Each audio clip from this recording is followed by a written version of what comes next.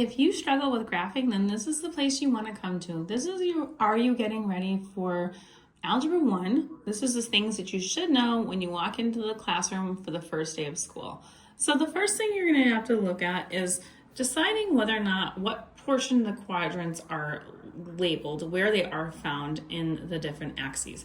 So we look at the quadrants. Quadrant 1 is actually over here in this quadrant. So if you look at that, that's actually the top right-hand corner. That's where our quadrant 1 starts. And then we go counterclockwise when we're looking at that. So this is quadrant 2, this is quadrant 3, and this is quadrant 4. This right here is a good screenshot for you to have so that you know where everything is located. These are the positive coordinates. This set of coordinates, when we're looking at coordinates, actually I'm going to write this over here, then you can screenshot. So this is how you should write coordinates. The coordinate over here in quadrant 2 should have coordinates that are negative y, x, and then positive y's. Down here in quadrant 3, both of your x and y coordinates should both be negative. And then down here in quadrant 4, our x coordinates are all positive while the y coordinates are all negative. So this is a good thing to take a screenshot with so that you have it ready to go and then you know what to do.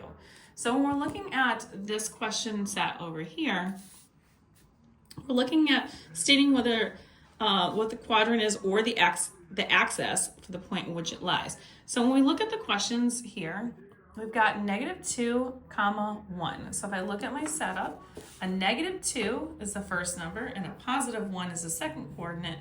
That means that we're in quadrant 2. So this one is quadrant 2.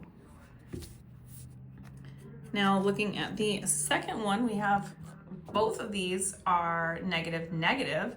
So when we look at my quadrants, you can see that the -1 falls down here in quadrant 3. So for that one, it is going to be number 3. We're going to take a look at the next one, which is positive. So if I look at positive, the one that it is quadrant 1. So we're just going to write 1 here. 7, 0. Now, because one of the coordinates is on the 0, that's the y-axis that it is on 0. So if I was looking at this, this would be 7 over on the x-axis, and I wouldn't be moving. So this is actually going to be found on the x-axis. Anything that has a 0 as a y-coordinate is found on its x-axis. So this is going to be the x-axis that it is found. It's not in a quadrant. And then the opposite holds true with this one. If the x is 0, and the y is something different, then you're not moving off of the origin, which is right here, but you're going down 3 spots. So that is actually going to be a point found on the what's called the y-axis. And then when we look at the last one, 5, -1. So a positive, a negative, that's down here in quadrant 4.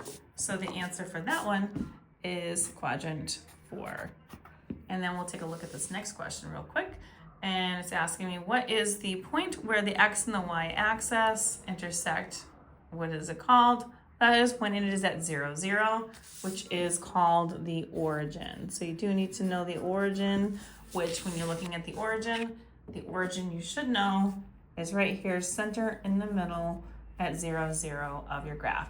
And if you want more questions like these, you can find them on my YouTube, Instagram, and TikTok at YouWantAlgebra. All of these are going to be located in the playlist that is called Are You Ready for Algebra 1? Don't forget to like, share, and follow me for more.